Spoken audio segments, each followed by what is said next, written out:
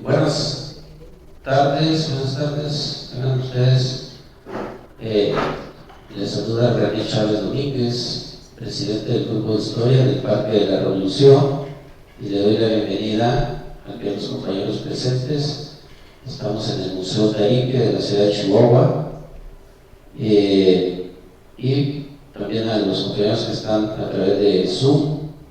Bienvenidos todos a nuestra reunión semanal del Grupo de Historia del Parque de la Revolución, y hoy pues tenemos una gran plática a cargo de nuestro compañero, el ingeniero Manuel Jesús Alderete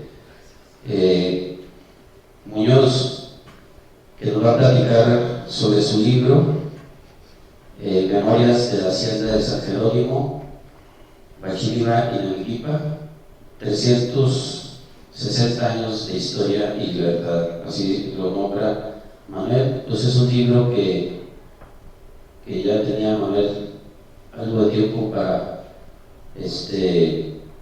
mostrarnos y platicarnos de la historia de esa hacienda que, bueno, pues en la personal la conozco, es algo majestuoso que pues se transporta uno en el tiempo a esos 350 años hacia atrás, en el siglo XVII, una construcción enorme de adobe de tierra de una altura de más de 6 metros, me imagino, que fue reconstruida precisamente por Manuel y por su familia, y se ve uno de las fotos que aparecen en el libro, o sea, cómo estaba en ruinas y cómo está ahora.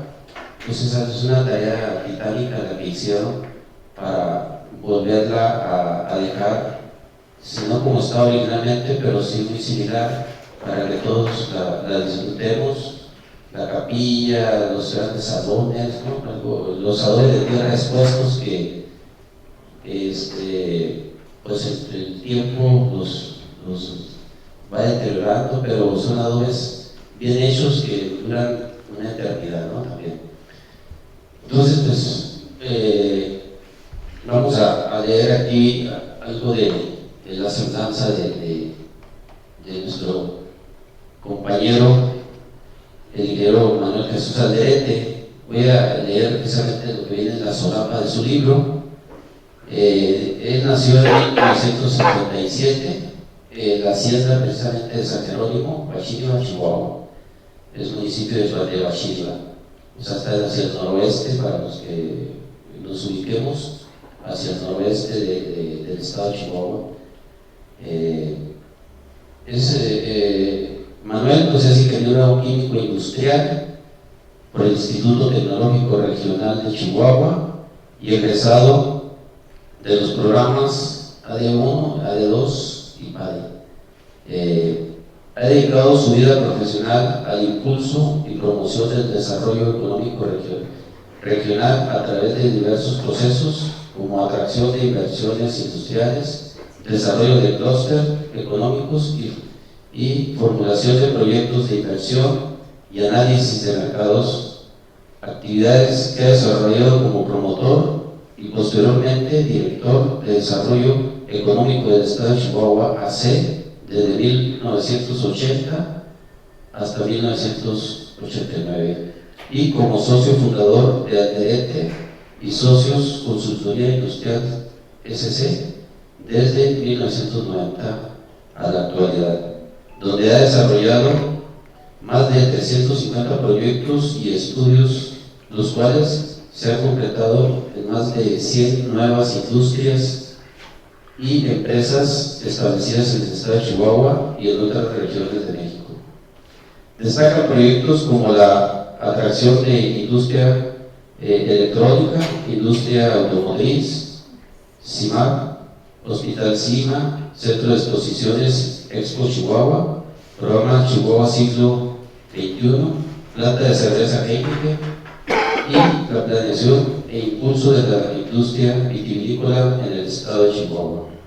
Ha desarrollado servicios de consultoría en desarrollo económico en 25 países, en conjunto con Economic Transformation Group, amante de la historia regional y miembro del grupo de historia del Parque de la Revolución de hace ya un tiempo. Entonces, pues, bienvenido Manuel, y para que nos platiques de tu libro que está muy interesante y como contiene una infinidad de fotos, pues lo hace más ameno para cualquier libro, ¿verdad? Bien, pues te cedo el micrófono. Ok, muchas gracias. Vamos a presentar en forma breve lo que es el libro de San Jerónimo. Básicamente es un libro de historia de cultura, y el objetivo principal está hecho precisamente para la gente de esa región, que sobre todo los jóvenes, y los antiguos no conocen su historia. Entonces, ya como extra, porque se conoce un poquito más en el estado de Chihuahua y en otras partes de México, porque muchos de los temas aquí se ven a ver que tienen trascendencia nacional e internacional, algunos de ellos.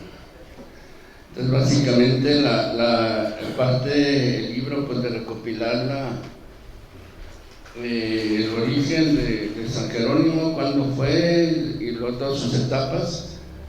Aquí tenemos.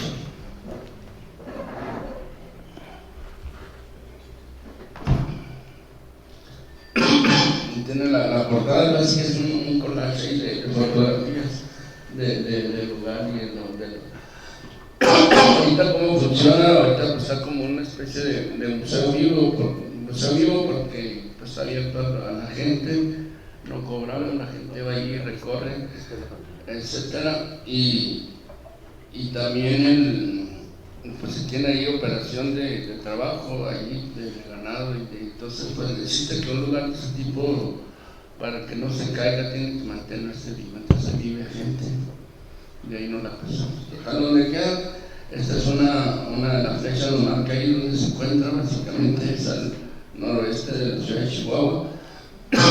Se llega yendo para Cuauhtémoc, para Rubio, básicamente todos los 4 carriles, y a partir de Colonia Obregón de 2 carriles, y la carretera está sobre la carretera, pasando Huachinga.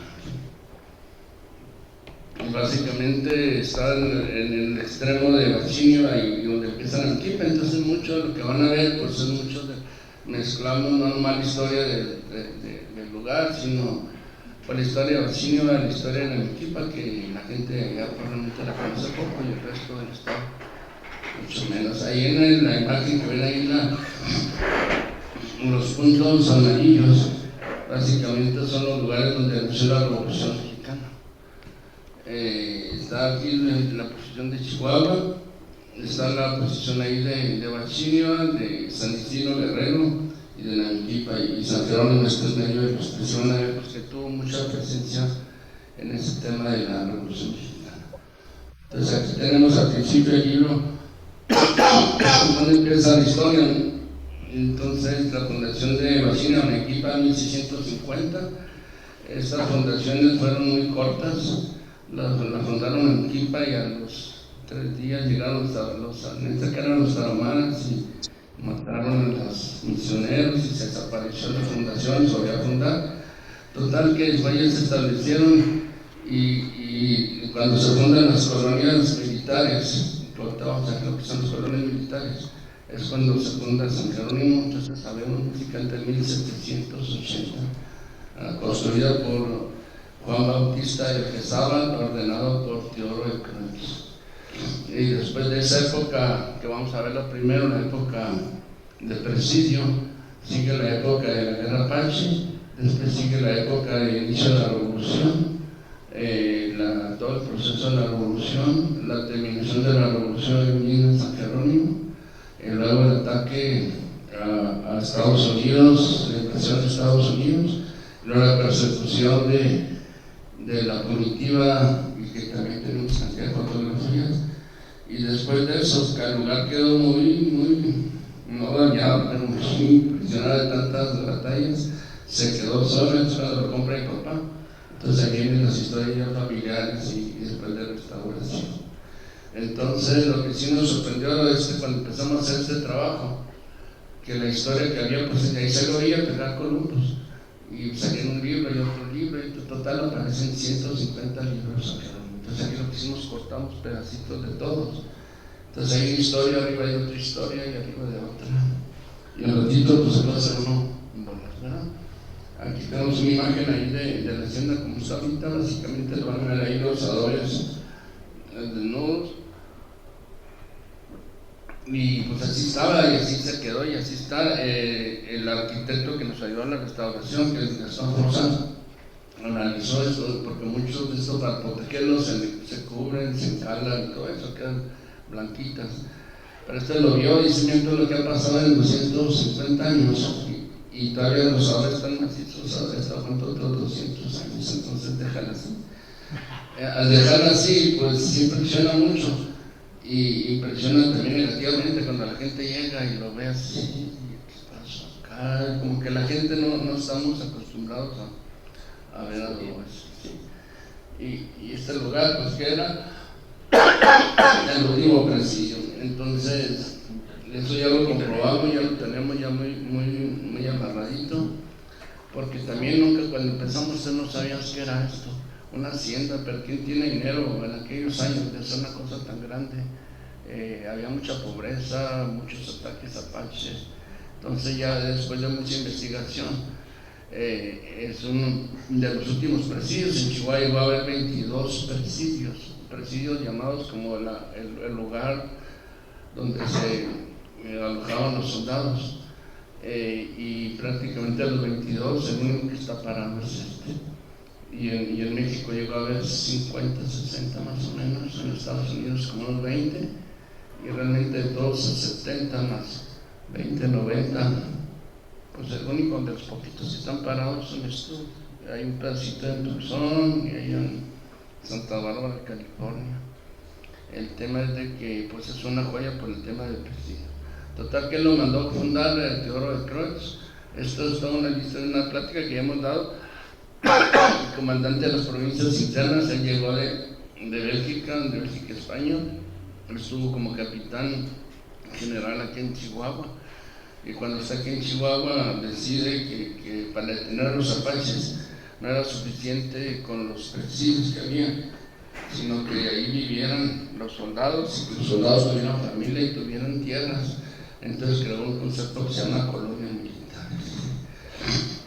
Y para eso creó en 778 un bando que ahí viene en el libro completo. Está medio aburrido porque no sabe mucho, pero está muy histórico porque las reglas que puso en 1778 están vigentes ahorita. Muchas de las colonias agrícolas se basan en lo que escribió Torrecross en aquel tiempo. Y lo que escribió también es muy parecido a la Constitución de Estados Unidos. Más o menos lo que decían, porque se hicieron más o menos en los mismos años. Vienen las mismas reglas de que la gente tiene que tener su caballo, sus armas, la tierra, tener la familia, etc. ¿Cómo se construyó la hacienda? Pues mi supuesto que tenemos es que se construyó con esclavos. Tenemos una imagen de la hacienda de Corralitos, que todavía existe, también es una joya la hacienda de Corralitos en Casagrandes, y ahí ven los esclavos construyéndola. Entonces, ahí en San Jerónimo existe esta que se le llamaba el desengaño, que básicamente es un calabozo, tiene 6 celdas, se restauraron 3, y básicamente encerramos a la gente que se portaba mal ahorita, pero en aquel tiempo era como pensamos, el lugar donde estaban los esclavos. Ahorita mucha mano de obra. Entonces aquí está una foto de cómo se observa. Esto fue antes de la restauración de esa foto, comparado con un presidio de Jalpa, y van a ver la localización, pero donde se parece mucho más claro es el presidio de Tubac en Arizona, y básicamente es una reproducción que hizo un dibujante porque ya se cayó. Pero entonces van a ver ahí la misma formación, las puertas, la altura. Tenía al frente tenían un muro, más o menos 2 metros, ahí están los cimientos del muro. Tenían también un mirador, un torreón, y ahí, pues, ahí se contempla básicamente cómo Pues la prueba más clara de que era un presidio, pues es igualito al presidio. Ahí se ve más claro el lugar. Y en eso que se ve a este lado es el famoso el calabozo. Y pues muy alto, tiene cerca de 8 metros de altura. Y la pregunta que te haces en 1780, porque hacen estas, o se hacían las iglesias así, pero para que viviera, pues aquí básicamente pensamos que aquí dormían los soldados, los dragones de cuera, eran como 30 la compañía volante de Nanquipa. Entonces tenemos una imagen allá de un presidio en California, y básicamente ahí estaban las camas donde dormían. Entonces un cuarto, había 3 cuartos, y uno que le llamamos el cuarto del capitán, que es el que está más acogedor y tiene chimenea, y pues no tenía, pero donde dormían. Tiene muchas cosas raras este lugar. Por ejemplo, no tiene ventanas. La ventana la hizo mi papá, no tiene ventanas, sí tiene puertas. Y pues todo hecho para la defensa, y lo alto era para que no se subieran los apaches. Supuesto, si estaban los techos más bajos, tú te refugiabas adentro de la casa y pues hazte cuenta que ya te moriste, porque se subía el apache al techo, hacia el hoyo y echaba lumbre. Y ahí hay una hacienda que se llama La Quemada, ahí en esa zona, pues ahí está el ejemplo de que quemaban entonces allí está una chimenea. Entonces el lugar ahorita son 25 cuartos.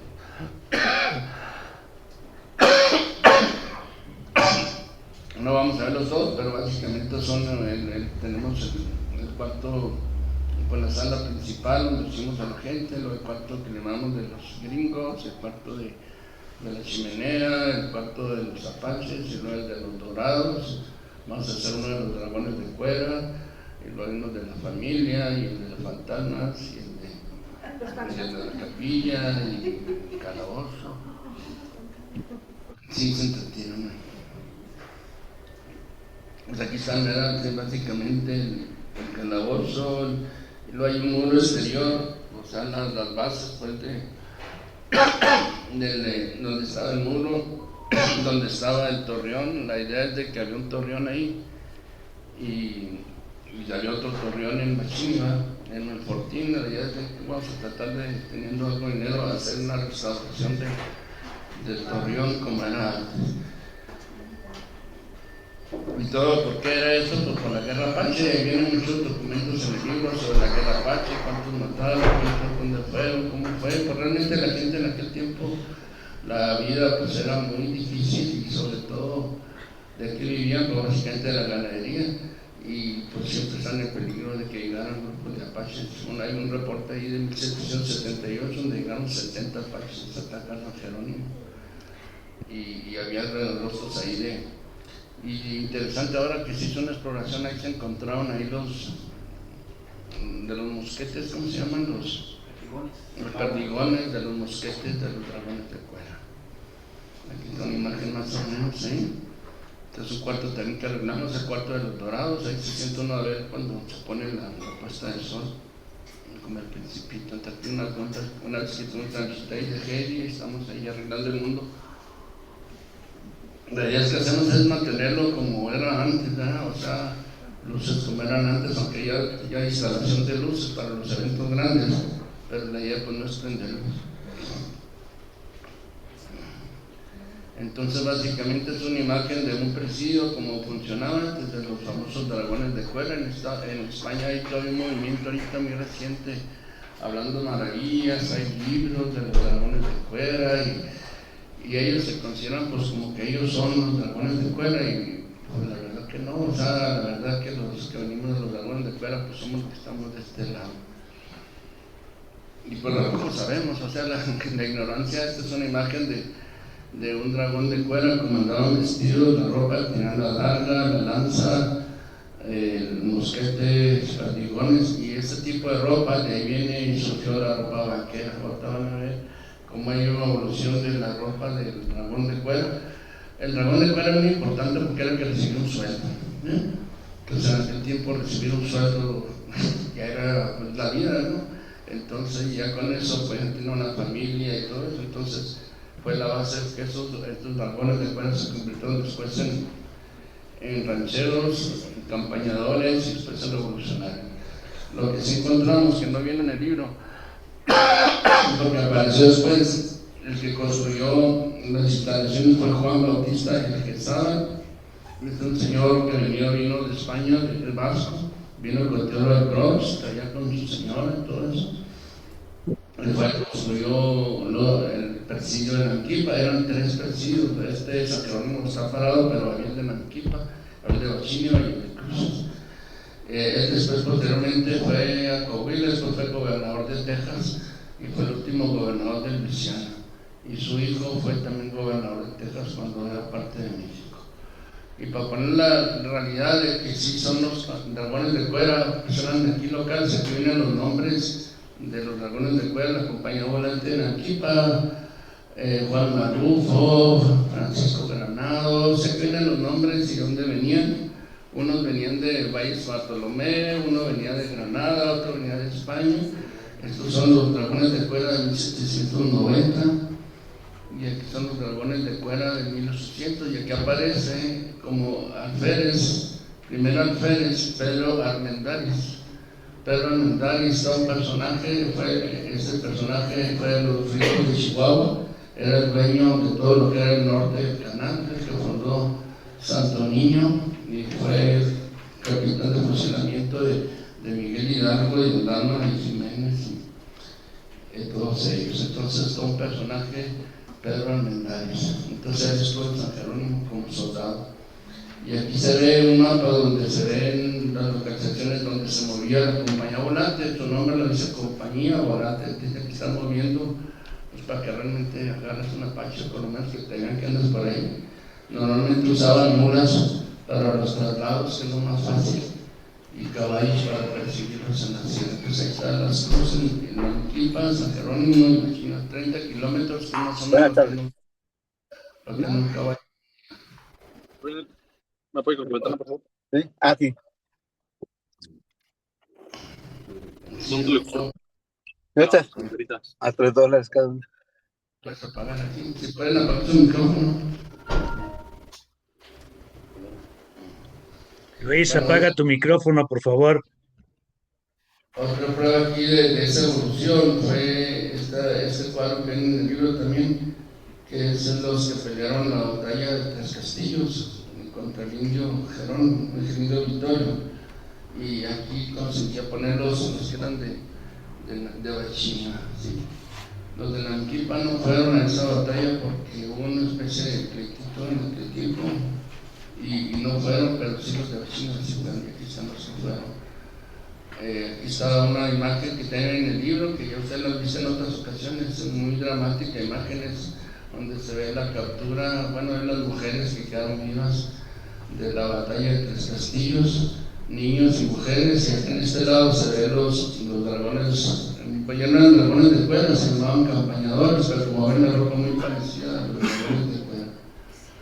Y aquí tenemos la evolución, en 1780 eran los dragones de cuera, en 1911 eran los revolucionarios, y tenemos una imagen en 2010 con el estandarte. El que carga el estandarte se llama alférez, así se llamaba entonces. Ya nombraron los propietarios después de que ya dejó de ser presidio. ¿Por qué dejó de ser presidio? Porque se acabó el gobierno, o sea, al hacer la guerra México-Estados Unidos y ser Chihuahua dominado 2 años por los gringos, que ya no había jefes, ya no había que pagar, y los soldados dijeron, bueno, pues aquí ya se acabó esto. Entonces yo me imagino que algunos de ellos, no, pues aquí nos quedamos, y el primer propietario de San Jerónimo fue los Almeida. Y el que fue muy poderoso fue este señor Miguel Almeida. Es una foto de él, de ahí de este señor, procede de la familia Almeida, que después va a ser recientemente una fiesta en Chihuahua, cerca de 250 Almeidas. Ahora con inteligencia artificial convertir la foto a colores. Entonces ahí el que se ve sentado es el señor Miguel Almeida. Él está, pensamos, creemos, está enterrado ahí en la capilla. Está más alto sentado que su esposa, entonces era un gigante de más de 2 metros. y hay muchas leyendas de Miguel Almeida y lo van a ver en el libro. Siguiente propietario fue Joaquín Chávez. Joaquín Chávez muy famoso porque fue arriero de Tomorchi, era arriero traía dinero traía los barrios de plata de Ocampo a Chihuahua, y la revolución se inició contra él precisamente. Entonces Joaquín Chávez. Después en 41, él se la deja a su hijo y su hijo se la vende a mi papá en 1941. Mi papá muy orgulloso, ya propietario de la hacienda, y se ve que el portal pues está caído. En base a esta foto se restauró el portal así como estaba. Aquí tenemos una foto donde estamos ahí la familia, ya después de la restauración ahí con mi papá en la hacienda. Hay un capítulo del libro medio raro, que eso va a ser la base para hacer otro libro, que es la hacienda de la Bavícora. Se llama De Nueva York a la Bavícora en 1894. Imágenes para la historia, y básicamente es la visita de Frederick Remington a la hacienda de la Bavícora, y Frederick Remington, de los mejores escultores de Estados Unidos, y dibujó 30 ilustraciones. Ahí observa algunas de las ilustraciones. Después de hacerlo más elegante, más bonito, y de estas ilustraciones surgió un vaquero jineteando un potro.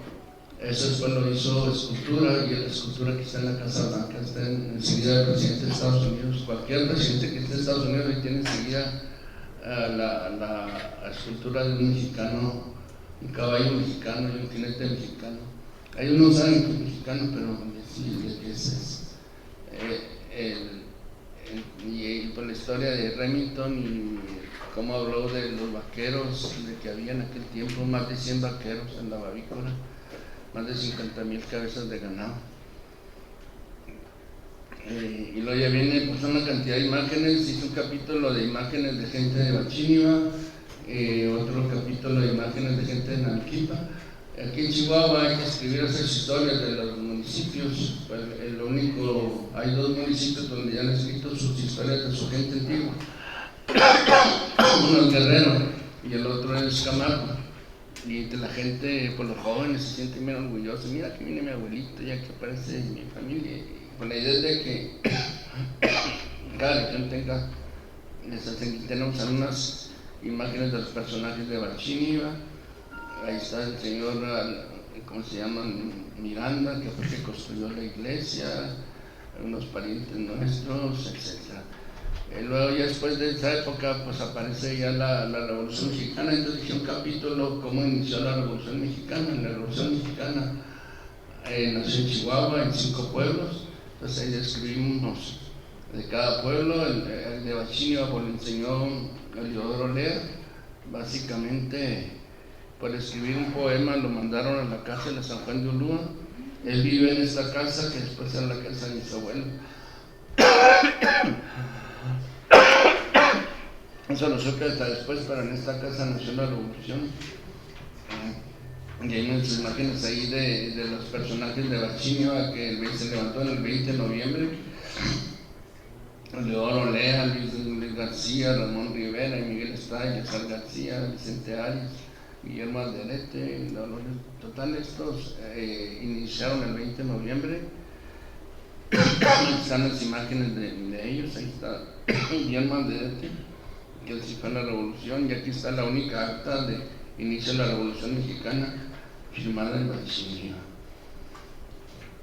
Y ahí con las fotos donde están unidos los de San Isidro Guerrero y los de Bachíniva. Realmente hay que trasladarse esa época, y el camino para venir a Chihuahua de Guerrero era Guerrero, San Isidro, Bachíniva, y llegaban por el Cañón de Cinillas a Chihuahua. Entonces eran prácticamente pues, vecinos. De ese tipo de imágenes lo van a ver. Hay una cantidad de aquí en el libro, más de 360 imágenes, por lo menos, porque no tiene mucho tiempo de leer, por lo menos vean los momentos, ¿verdad? Y por lo menos se traslade. Esta la convertimos a inteligencia artificial a color. Bueno, aquí está algunos son importantes en la revolución, viene la lista de todos los que fueron a la revolución de Huachinio y cómo ganaron, viene también de todos los de Namiquipa. En Namiquipa pues es fundado por Teodoro de Croix, y muy orgullosos. Aquí viene cómo inició la revolución. Unos atribuyen es que la revolución no se oiga porque Madero hizo una convocatoria, pues sí, pero realmente fue por cuestiones locales, y las dos cuestiones locales fue que metieron a la cárcel y torturaron a Teodoro Lea, y la otra que le querían quitar en base a este mapa terrenos a la colonia de Namiquipa, y porque no le creían que Teodoro de Croix hubiera dado tantas tierras, y esas razones son las que iniciaron la Revolución Mexicana. Y la prueba de eso es que en el libro de Pancho Villa que hizo Frederick Katz, todo un capítulo completo viene sobre esa historia. Incluso los que le pagaron el libro, los editores, pues quite eso, hombre, yo que queremos ver a Pancho Villa matando gente y todo eso. Y no, al fin sí la dejó, o sea, es el verdadero inicio de la Revolución Mexicana.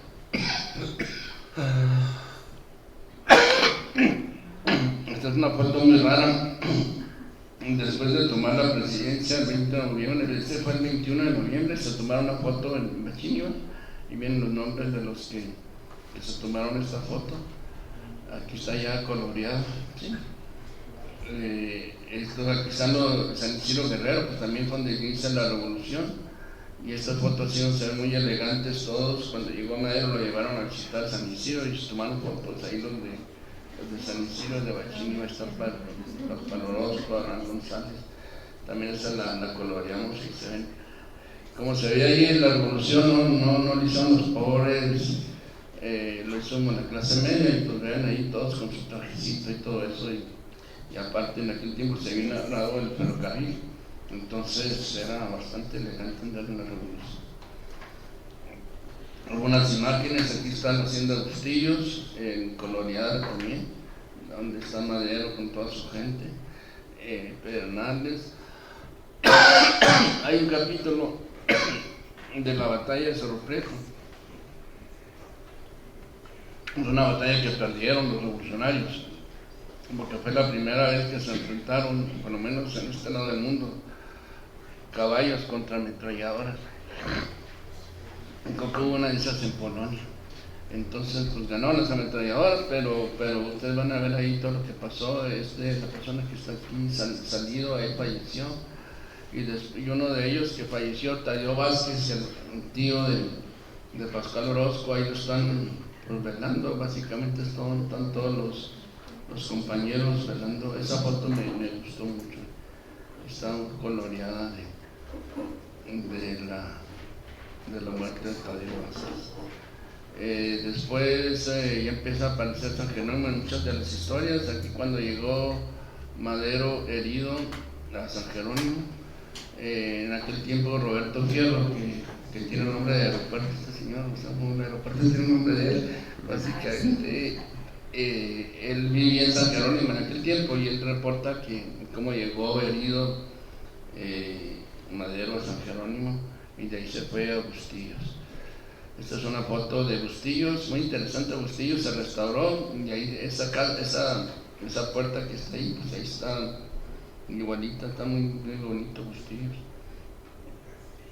La primera revolución la ganaron, y de cuando ganaron, entonces se tomaron una foto. El poeta que habían metido a la cárcel en San Juan de Ulúa, muy orgulloso, ahí con sus pistolas, el que está en medio, una pistola de cacha blanca, enfrente de la smelter del Paso. Esta es una foto ahí coloreada de camisa azul es Rodrigo Mequedo. ¿Qué? El de camisa azul, ese es Rodrigo Mequedo. Rodrigo Mequedo es el de camisa azul. Que fue el gobernador. Fue gobernador.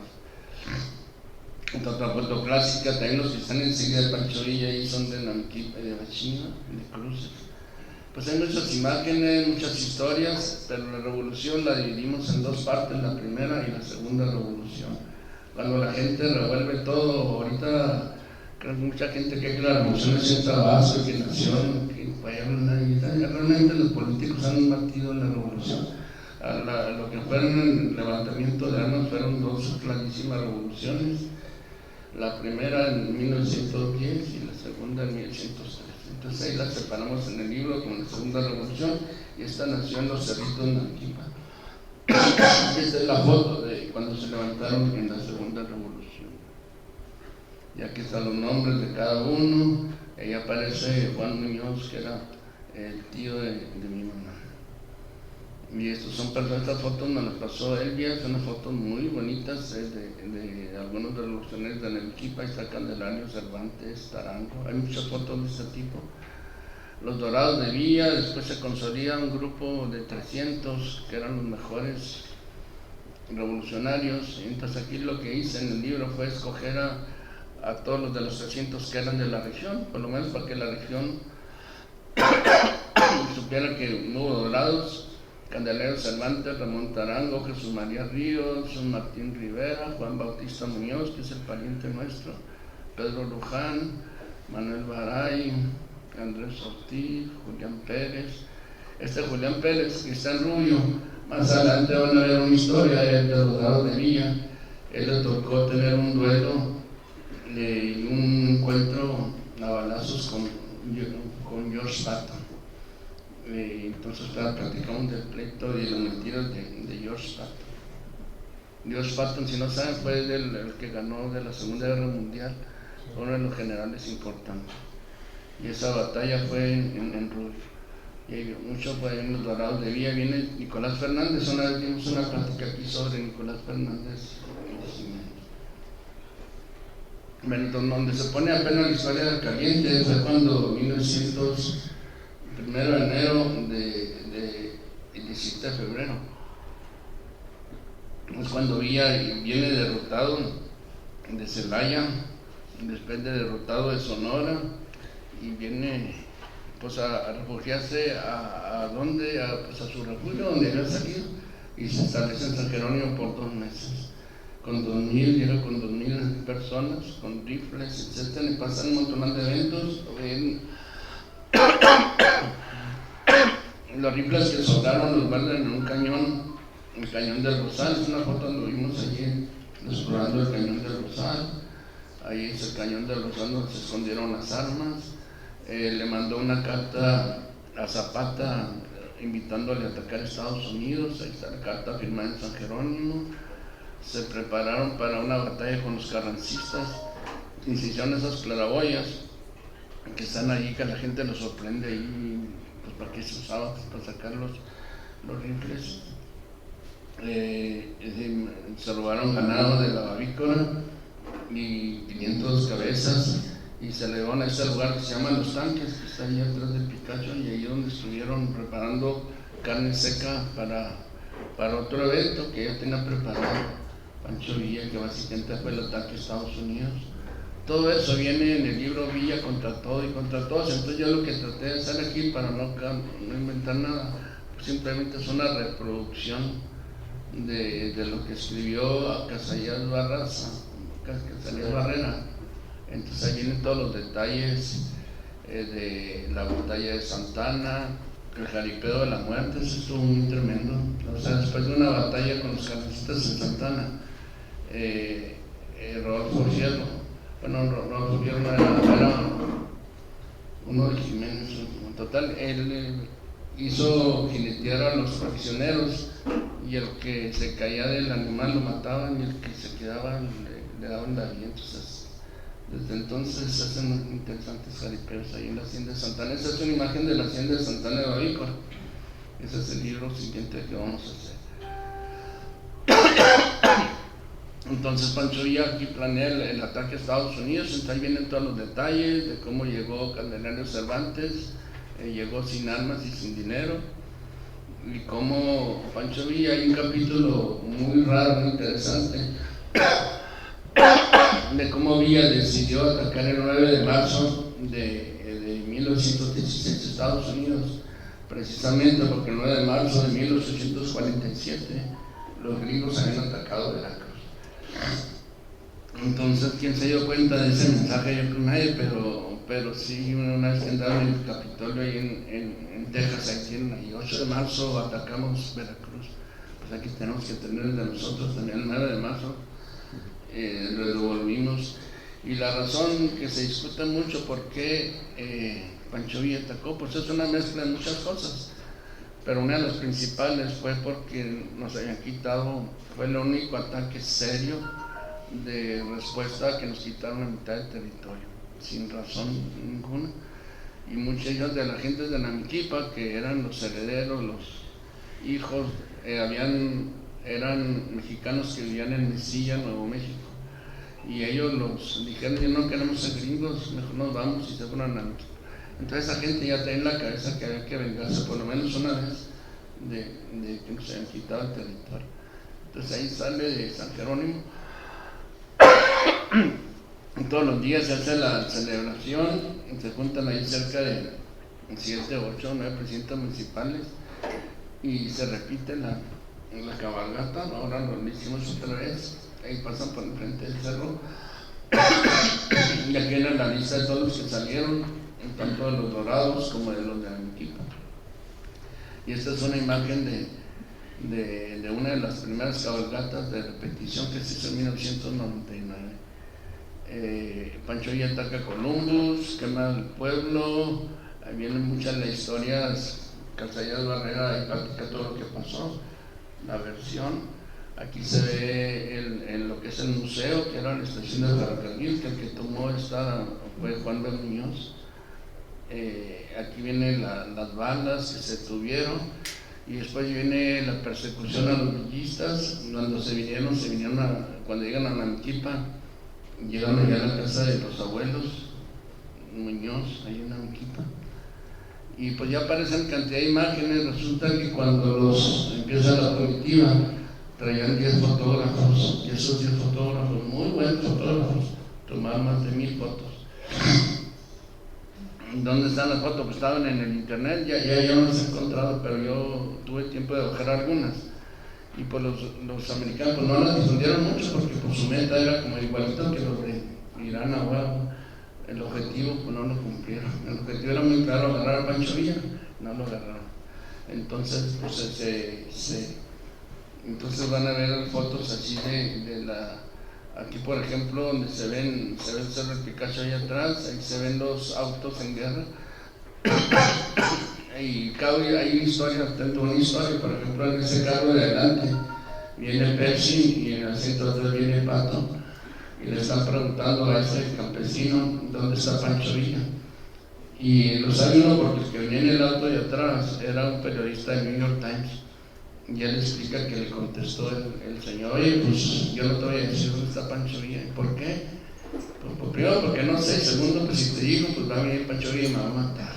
Entonces, no seas tonto. Entonces, esos autos, los dos de atrás, los rentaron periodistas de New York Herald, de New York Times, porque aquellos que iban a estar en la noticia. Entonces, esos autos traían sus propios tanques ahí de gasolina y se vinieron desde Rublan para acá. Hay una imagen ahí del ranchero, una foto de John Pershing en Namiquipa, la ruta de la expedición punitiva.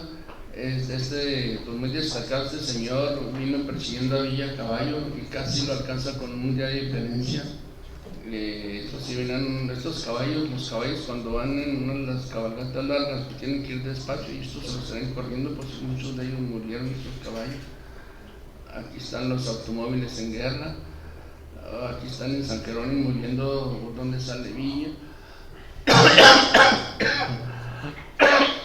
En el libro aparecen muchos temas, la entrevista con Luis Herrera, la entrevista con Juan Alderete. Por ejemplo, ahí viene en uno que se habla yo en el de George Patton, dice vamos a la hacienda de Santana a platicar con Alderete, que era básicamente el tío de mi papá. Y luego vienen los eventos de New York Times, salimos en la portada de New York Times cuando esta foto es muy famosa como fotografía porque la tomaron en el siglo XVI. Si lo tomas con un celular no te queda así, o sea, se la tomaban con alguna cosa química que prendía y luego daba la luz y tomaban la foto. Entonces mucha gente la alababa mucho y se ven ahí, están en San Jerónimo, abajo del Cerro del Picacho, está coloreada. El leño está enterrado en el suelo. básicamente para que no se viera de lejos que tienen una fogata. Entonces aquí tenían pues mucho miedo que los atacara. Este es un evento también que viene ahí destacado, salió en el New York Times, pero este es muy bonito porque habla de la música, de cómo va una carreta con unos músicos y cómo llegan ahí con Pershing y los gringos y se ponen a cantar la cucaracha, la paloma y la delita. Y está muy interesante porque les quitó la atención a los que venían. Entonces son imágenes ahí donde vienen caminando al cerro, frente al cerro, y esa pues, mucha gente le gusta porque se ve el cerro de Picacho. Aquí se le están checando los pies porque se van caminando desde Columbus. No todos traen caballo, entonces se le echaron desde Columbus hasta Cuauhtémoc. Aquí están en los cerros ahí, está coloreada, están ahí enfrente de la capilla. Yo le puse la foto del gringo y el burro, ahí está un gringo y está un burro aquí. En total también coloreada. Aquí está, esta es una foto que siempre cuando a la gente le enseño es la foto tecnológica. Y pues que tiene revolución tecnológica, pues sí tiene muchísimo. El que viene ahí cruzando el río, la voy a poner a colores. El que viene cruzando el río es John Pershing, el general más importante del ejército de Estados Unidos en ese momento, y fue el que ganó la Primera Guerra Mundial, superando a los alemanes, y a sus compañeros franceses, ingleses. Y el que viene en el segundo caballo, este de aquí, es Collins. ¿Y por qué la foto tecnológica? Porque él es el papá de Michael Collins, el que fue a la luna. Ahora que está de moda de la luna. En el primer viaje a la luna eran 3 astronautas, Armstrong, Aldrin y Collins. Entonces, como en una sola generación, el papá andaba a caballo y el hijo llegó a andar en la luna. Entonces habla de cómo cambia la tecnología. Esta es la primera foto de Cuauhtémoc. Si ven en Cuauhtémoc, es aquella cosa que está ahí, esa es la de la estación. Ahí están los americanos que venían a pie, y aquí están los carrancistas en el tren, todos persiguiendo a Villa. Entonces, de las primeras fotos de Cuauhtémoc, y luego vienen las historias de George Patton. No voy a entrar porque después está una leyenda ahí, pero como Patton, de ser un soldado, se empezó a hacer famoso con este duelo contra Julián Pérez en un pueblito que se llama San Miguelito, que se sigue a Rubio. Y lo van a leer ahí. Y luego en la historia de Frank Tompkins, este hizo un libro lleno de puras mentiras, pero él tenía un muy buen caballo, y total él se fue de San Jerónimo a Parral, y fue el que los que corrieron de Parral Elisa Grimson. En esos tiempos muchas fotografías. Aquí está mi abuelito en la hacienda de Santana, que está aquí. Él era, porque la gente se dividió en aquel tiempo. Ellos trabajaban para la hacienda de Bavícora, que era de ejército. Entonces ellos defendían la hacienda de todos, y uno de los enemigos, entre comillas, pues eran los villistas. Y por cierto, otro pariente pues era totalmente villista. Entonces aquí la foto en la hacienda de Santana, la Santana de Bavícora. Luego viene un capítulo del primer escuadrón aéreo. También hay varios libros de estos. El primer escuadrón de aviones de Estados Unidos, eran como 8 aviones, se los trajeron. Esa foto la puse así porque son los pilotos, están en un carro goberneño y están ahí porque se les cayó el avión. Entonces aquí están enfrente de San Jerónimo los autos en guerra y los aviones en guerra. Este es aquí en la ciudad de Chihuahua. Ahí viene la historia de cómo querían tomar la ciudad de Chihuahua y vinieron. Aquí como están en los aviones en Amiquipa. Esta foto es bien rara, van empujando el avión para que agarre vuelo. Entonces las historias de los aviones muy interesantes. No fueron muy exitosas, pero sí hubo uno que hizo un vuelo desde Satebó hasta Columbus, que fue una hazaña pues, de aquel tiempo. Y se acaba la revolución. No digo, se acaba salen los gringos y empezaron muchas venganzas. Uno fue las traiciones. Aquí traicionaron a Juan Muñoz y aquí lo atraparon. Juan Muñoz es pariente de nosotros. y aquí lo tienen prisionero, y después se lo llevaron a Columbus y estuvo prisionero 4 años en Santa Fe, Nuevo México. Este señor que está aquí así con la cobija, él fue a denunciar a los enemigos, a los villistas ante Pershing. Atrás está Pershing y se ve el cerro. Total que esa foto salió en la portada del New York Times, y resulta que al año siguiente pues ya se sabía que él era un traidor, porque había denunciado villistas y Pancho Villa lo quemó vivo a este señor. Pues ya empiezan las cosas muy dramáticas. Los gringos se van gracias al telegrama Zimmerman, que es otra historia que también ahí viene un poquito. Y en abril de 1917, al año después de que se van los gringos, regresa Villa San Jerónimo otra vez, pues ya en plan de venganza. Fue cuando quemó a unas personas y mató a otros, y pues ya empiezan las historias bastante dramáticas. Entonces surge la creación de un ejército nuevo por 17 y 18, y se crean las defensas sociales. Entonces hay un pequeño capítulo de las defensas sociales. Las defensas sociales les encabezaba Jesús Antonio Almeida, que también era de la región de San Jerónimo, de los Almeida, de los hacendados, y básicamente estos de las defensas sociales pues estuvieron como dominando la región por unos 20 años más, pero básicamente era un ejército de defensa. Después viene la formación del ejido. Ahí hablamos un poquito de cómo mucho del progreso que había en la región se destruyó al crearse el sistema ejidal. Lo que sí pasó es que se salvó de ser ejido lo que era la hacienda de Bavícola, y ahorita si estaban a las colonias de la hacienda de Bavícola ven mucho progreso, mucha producción, mucha manzana, mucho maíz, muchas cosas, porque esa hacienda se convirtió en privada. De viene ahí la nueva etapa de San Jerónimo, fondos ahí de la familia, ahí cuando iba creciendo la familia. Estamos en un auto, que era el orgullo de aquel tiempo, tener un auto, y tenemos uno de esos del 46 ahí para tomar fotos igual. Y lo viene, ahí parcó yo, que ya no estaba chiquito. Y luego aquí después viene ya la cosa económica de cómo a través de la Bavícola y a través de la innovación se desarrolla la ganadería, el ganado jerky, y cómo se desarrolla la industria de la manzana.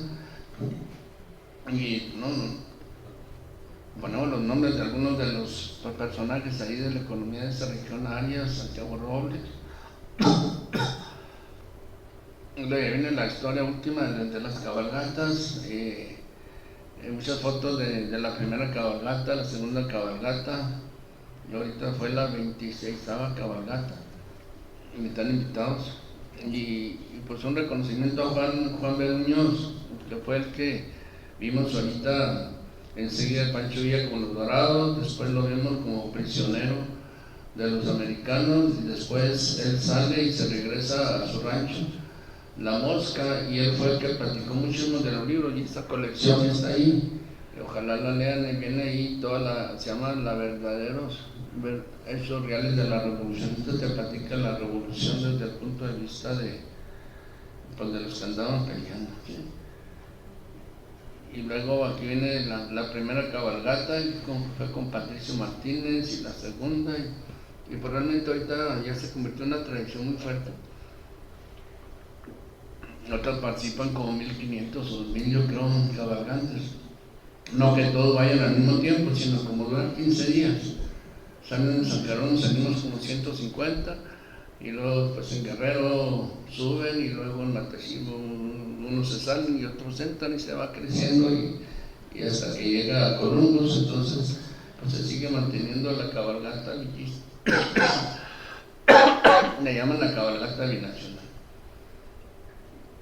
Y aquí tenemos fotos así de las cabalgatas y de las personas ahí que pues destacaron en su momento.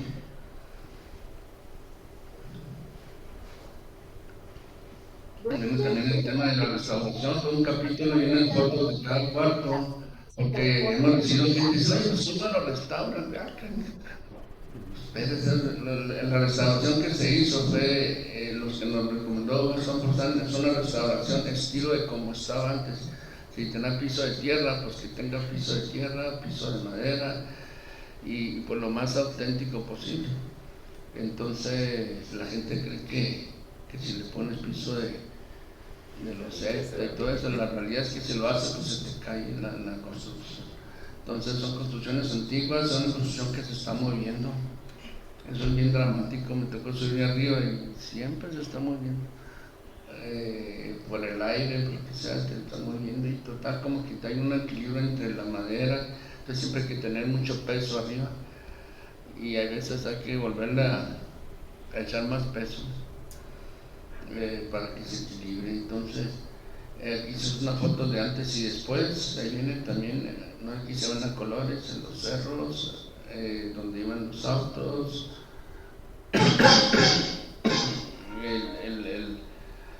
donde se aterrizan los aviones, y prácticamente lo que tenemos ahí pues es un lugar vivo, o sea, el chiste de esto es pues está abierto a la gente, no cobramos, y ahí empezamos a desarrollar el cultivo de la vid, y pues ahí tenemos un viñedo. No traje vinos ahora, pero el siguiente. Y después pues se han hecho algunos documentales ahí en YouTube, han aparecido varios, uno Pancho Villa aquí y allá, otro que se llama La Discada, ahora salió uno nuevo que también está también presentando en Europa que se llama Los Sabores del Camino Real, y pues ya los hemos seguido artistas. Entonces estos han sido pues, muy interesantes porque le da vida al lugar y nos divertimos un poco. Entonces básicamente el libro, aquí vienen las fuentes de todos los libros, y al último un mensaje pues una región. La idea de este libro es que la gente conozca esta región, es una región muy rica, hay agua, llovía más antes, pero ya no llueve tanto, pero es suficiente para que haya una economía y es una zona muy atractiva para la vida. Entonces, y pues en la historia, hay historias dentro de la historia, entonces no quise meterme ahorita de las historias dentro de la historia porque están muy complejas. Entonces la idea es que por lo menos, lo que sí me he dado cuenta es que mucha gente que visita pues no conoce mucho, o sea, ni quién era Pancho Villa y punto. Incluso una vez recibí un grupo de menonitas vecinos ahí, ¿quién es Pancho Villa? No, que la Revolución Mexicana, total, o sea, hay un desconocimiento bien tremendo de la historia. Entonces aquí la idea es que es una contribución para que la gente sepa de dónde venimos y que no cualquier político te la cuente, por la ignorancia de dónde venimos, qué hicimos, qué somos, cualquier político, y eso ya ha habido historia, ya hay muchos que han manipulado la historia para beneficio de otras personas. Entonces básicamente esa es una forma de presentar el libro. Normalmente los libros los presentan otros, pero después vamos a tener un evento, no sé si ahí la Quinta Gamel o algo también, donde otro profesor va a leer el libro y lo comenten. Básicamente está, tenemos unos libros, ahora por ser cuates se quedan 200 pesos, se vale 350 en otros lados. ¿Sí? No sé si tengan preguntas.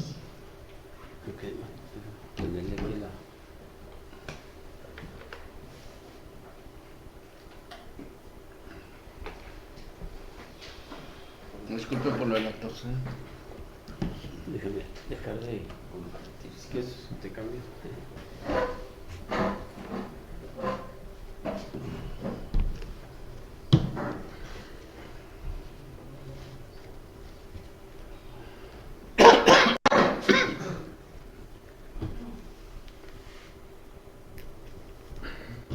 Bueno, pues muy bien. A ver, pues muy interesante Muy bien. toda tu charla. Y pues bueno, deseo que los que conocemos la hacienda, pues con este libro nos hemos pues documentado más enamorado más de tu hacienda. Bien, vamos a pasar a lo que es comentarios, preguntas. Tenemos en la plataforma a Ricardo Pérez. Adelante, Ricardo. Sí, gracias, buenas noches. Bueno, felicitar a Manuel indiscutiblemente y a la familia de Manuel por este logro. Me parece que nos tenía esperando ya hace tiempo la conclusión de esta obra y ojalá vengan muchas más, Manuel. Felicidades. Y un par de preguntas. En la imagen que aparece, la primera que nos pusiste con tu padre de la hacienda, se ve el recubrimiento exterior. ¿Tienes idea de cómo lo elaboraban? ¿Era solo cal o también le adicionaban alguna otra cosa? Era cal principalmente, ¿sí? Algunas partes de los centros sí están encaladas ahorita, ¿sí? En la parte así más antigua no está encalada, pero sí era cal normal. No soy experto. Sí.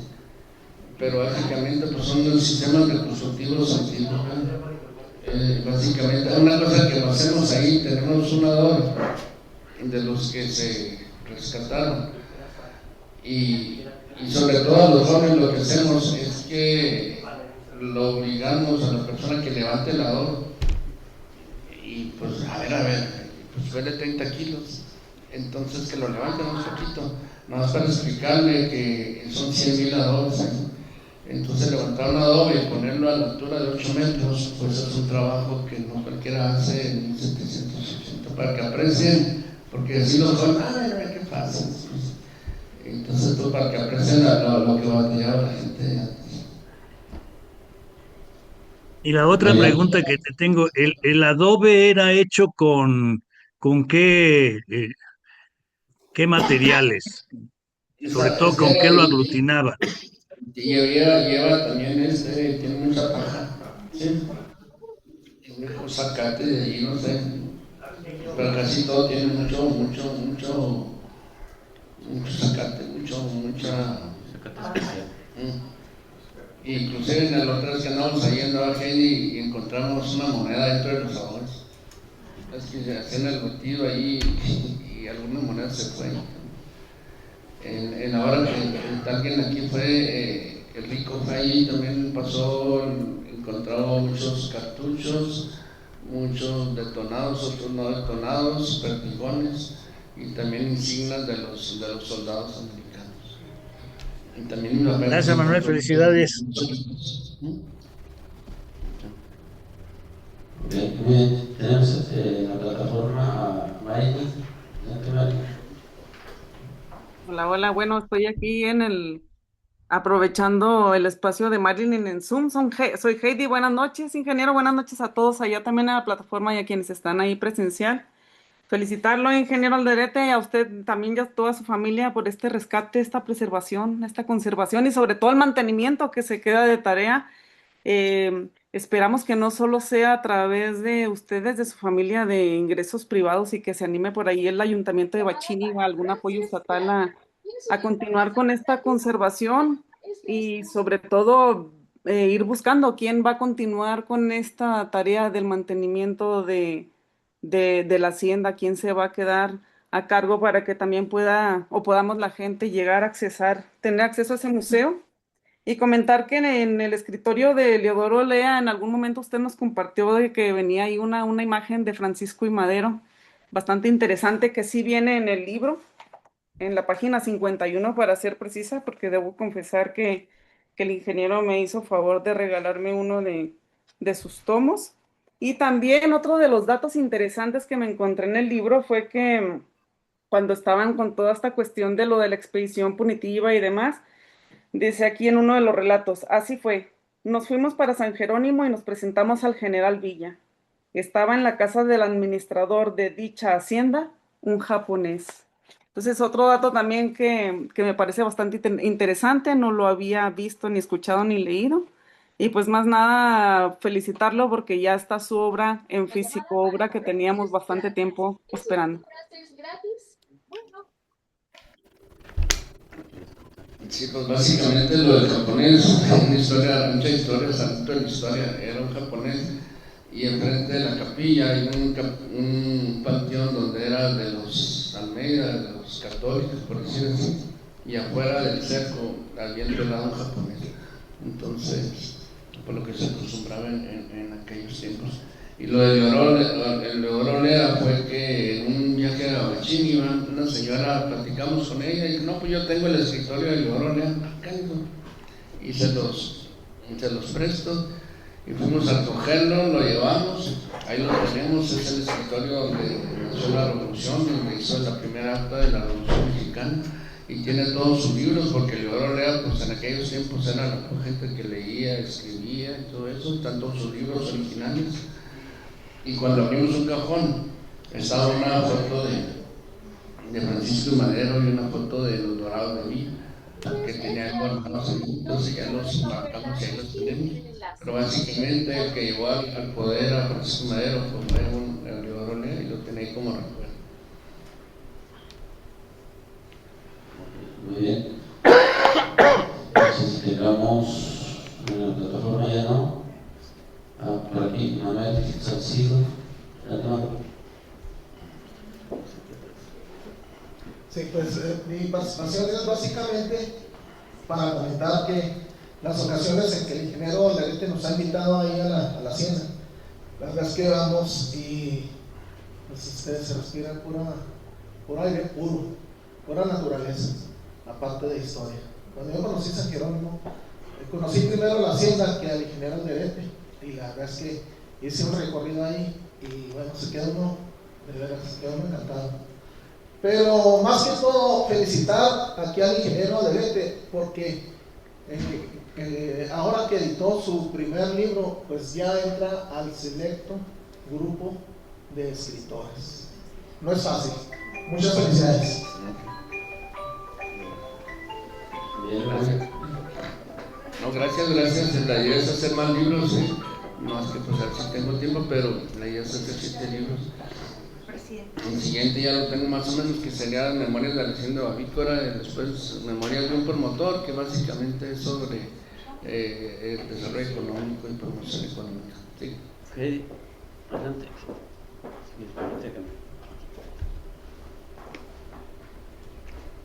Ingeniero Manuel Alderete, el mayor de nuestros reconocimientos y felicitación por este trabajo documental de carácter histórico que nos muestra mucha información, muchas fotografías que permiten que esta zona de Bachíniva y Namiquipa y toda la zona de la Bavícora pueda ser considerada patrimonio cultural del Estado. Pienso que hay elementos bastantes para que la Hacienda San Jerónimo pueda ser considerada como patrimonio material del Estado de Chihuahua y las cabalgatas como un patrimonio inmaterial. Así es que muchísimas gracias por este tiempo tan valioso que nos ha dado y esta información. Ingeniero, el mayor de los éxitos, siempre. Gracias.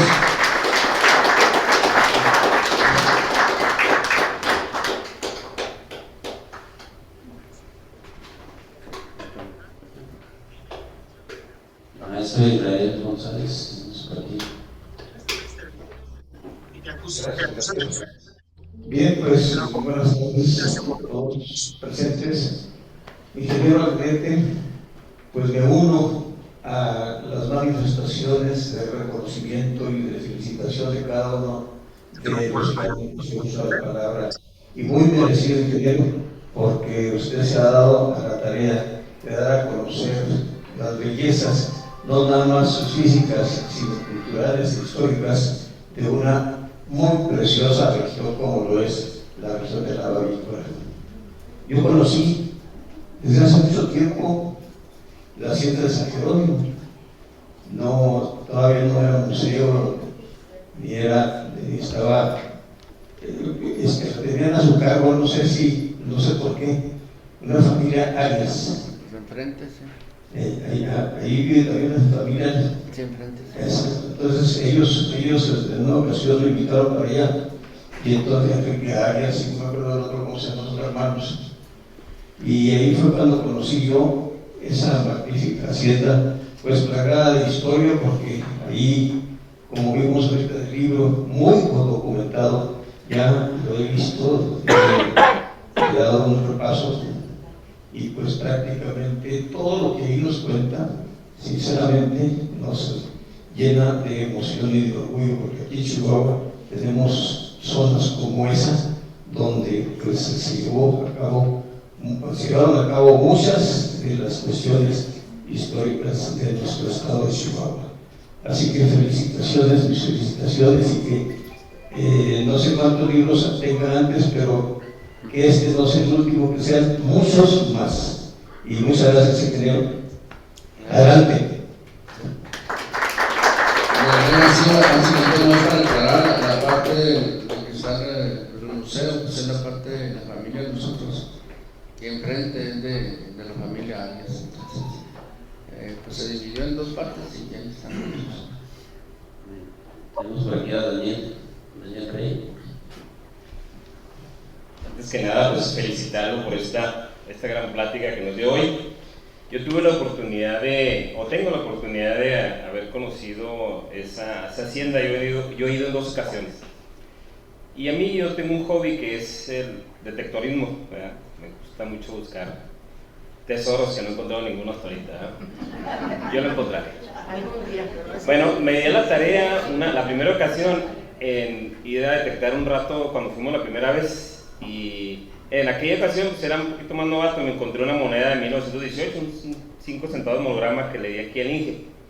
La segunda ocasión fuimos en febrero más o menos, un compañero y yo, y ahora sí nos dimos a la tarea de ir a buscar mucho extensión de terreno. Y al Inge me tocó regalarle todo lo que sacamos esa vez, y es algo muy interesante porque encontramos mucha historia. O sea, nosotros cuando detectamos encontramos historia, y ahí la hacienda no fue la excepción. ¿Qué encontramos? Encontramos balas de mosquete que son alrededor de 1780, 1800. Encontramos también mucho casquillo revolucionario, inclusive está fechado, tiene la fecha 1910, 1907, casquillos de Mauser y de 30-30. Y encontramos también muchos detalles de lo que fue la expedición punitiva. Encontramos de sombreros, los adornos de los sombreros de los soldados, y a lo que voy es que esa hacienda tiene mucha historia, O sea, al haber encontrado todo ese tipo de artículos y de cosas, vimos que es desde que dice el Inge, de 1780, no sé, hasta 1920, ¿verdad? Fue lo que encontramos en cuestiones de artículos de historia. Entonces, felicidades. Y esa hacienda tiene una historia tremenda. Gracias.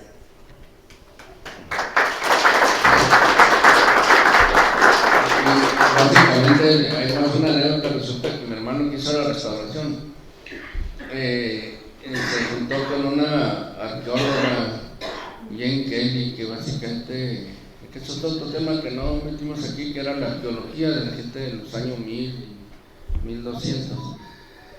Y le dijo, oye, vamos a tomar una foto contigo porque tú encontraste el tesoro de Pancho Villa. Canijo, pues no lo encontramos. Le dijo, no, el tesoro de Pancho Villa es esos adobes, así.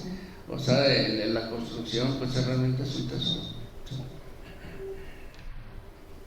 Bien. Tenemos en la plataforma a Luis G. Soriano. Adelante. Buenas noches a todos.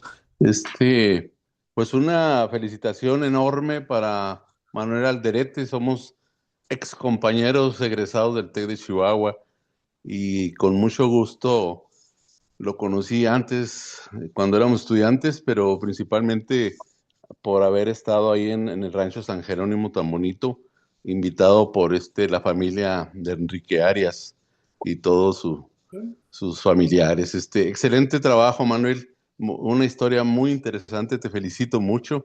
Es un trabajo muy importante que estás dejando ahí como memoria, que vale la pena recordarla. Enhorabuena, ¿verdad? Un abrazote fuerte. Felicitaciones. Muy bien, gracias. Vamos a leer el chat. Silvia Román. Muy interesante, Manuel, muchas gracias por la plática y claro que voy a ir a conocer la hacienda. Alfredo, muchas felicidades por su inscripción. ¿Dónde podemos adquirir el libro? Muchas felicidades, Manuel, sumamente interesante la ponencia, todo el éxito de las siguientes presentaciones de tu libro. Saludos desde Obregón, Sonora. Luis Juliano, Manuel Alderete, muchas felicitaciones por tu libro. Recuerdos extraordinario de la Hacienda de San Jerónimo, excelente trabajo, un abrazo fuerte. Jorge Octavio Flores Hernández, muy interesante, muchas felicidades y gracias por el tiempo y por compartir historias del Estado y de la Hacienda. Bueno, muy bien, pues sería... El libro nomás está el libro está en la prensa, está también en Cosmos. Entonces, ahí está el público, más caro ya, está más barato. Confía, vale más caro todavía. No, pues, muchas gracias. Básicamente lo que queremos hacer básicamente es difundir, o sea, que recordemos nuestro pasado y que sirva para que tengamos un presente más. Y alguien diría, oye, pues, porque a mucha gente le platicaba, oye, la hacienda, pues te imaginas las haciendas terraceñas, ¿verdad? Que básicamente eran casi de cantera y pues, muy bonitas, pero esas se hicieron 100 años, 120 años después de eso. Entonces, estas 120 años atrás, cuando no había tanta riqueza, por eso hicimos mucho, se hizo con esclavos posiblemente, o sea, estuvo dura la historia, y básicamente usaron un cuartel militar, ¿sí? Entonces ahorita lo que me he puesto mucho a investigar esas historias de la época, que también fue una época pues, muy interesante de 1750 a 1850, cuando éramos parte del virreinato y se había formado el virreinato del norte. El virreinato del norte, por decirlo de forma simple, era un virreinato que no tenía que ver con el virreinato de México, que reportaba directamente al rey de España y que comprendía California, Sonora, Arizona, Nuevo México, Chihuahua, Texas. Entonces esa historia, pues son historias muy bonitas, totalmente olvidadas, y los personajes, ahorita presentamos aquí a dos, Teodoro de Croix y Juan Bautista el Quesada, pero hay como unos 15 personajes que nos dejaron mucho, que fundaron nuestras poblaciones y que ninguno tiene calle, que ninguno tiene un letrerito ahí por algún lado, y claro que posiblemente ni lo buscaban, pero que están enterrados en una capilla de Janos, el primer gobernador de Texas y el primer gobernador de California está dentro del Nahón. Entonces, pues olvidados todos. Entonces, la idea es de rescatar las historias de estas personas y pues con las historias pues tengamos un presente más interesante y que pues somos orgullosos de la tierra donde venimos. De las apps de citas aburridas. Somos sujetos buscando cabrones. Seguir conservando ese patrimonio, ¿no? Y bueno, pensar qué pasará en el futuro, ¿verdad? Para las nuevas generaciones. Muy bien, pues les agradezco su participación. Adelante, Hugo. Disculpa. Gracias, buenas noches. Para felicitar a Manuel, y luego, no les ha tocado oír que una persona comenta cuando exponen y dicen, escríbelo para que se quede un documento. Es gratis, no te Manuel. oferta, sí, disfruta mejor. Y sobre todo, por ejemplo, ahorita que platicaban mucho de que los pisos, están respetando pisos de tierra, pisos de madera, de lo que hay ahí, ¿no? Bueno, estoy de acuerdo y me gusta el que conserves ese tipo de pisos. O sea, ya el modernismo nos llega a todos y queremos cambiarlo y se pierde el concepto, el completo concepto de cómo fueron las cosas. Y gracias por conservarlo. Nomás eso sí, con los techos, cuando dices, es que le ponen más peso y más peso y más peso. La gente tenía la idea en los techos de tierra, cuando se empezaba a gotear, te decían, échale más tierra blanca para que no se gotee. Eso es espeso en exceso, especial para quebrar vigas y tirar muros. Cuida eso en tus techos.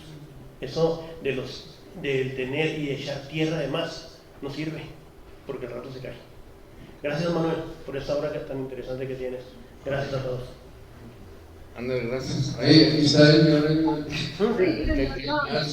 muchas gracias, básicamente, y la asesoría hemos tenido ahí con la gente con Gastón Forzán, que es un fanático pues, de la arquitectura de tierra.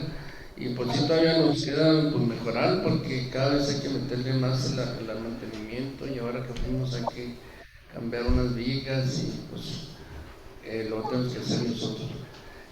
También aquí nos acompaña el presidente de Misiones Coloniales, que ellos posiblemente nos den más adelante una plática. Misiones Coloniales ya tiene 25 años con un trabajo pues, más tremendo que esto, es reparar misiones coloniales en Chihuahua, y ya llevan bastantes restauradas y siguen en ese trabajo. Entonces la idea pues, es que conservemos el patrimonio histórico.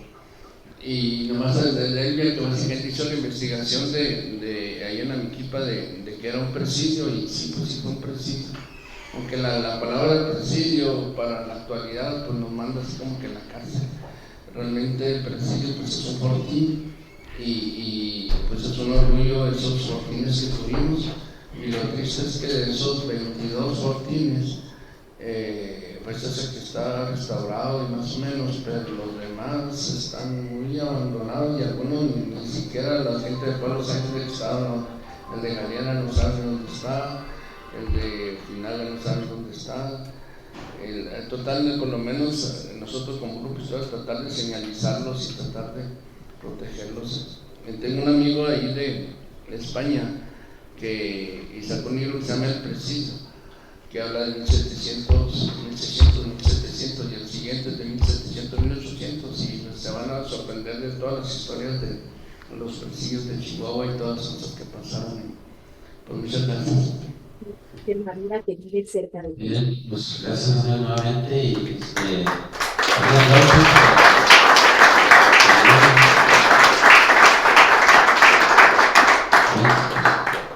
entonces, pues gracias, y vamos a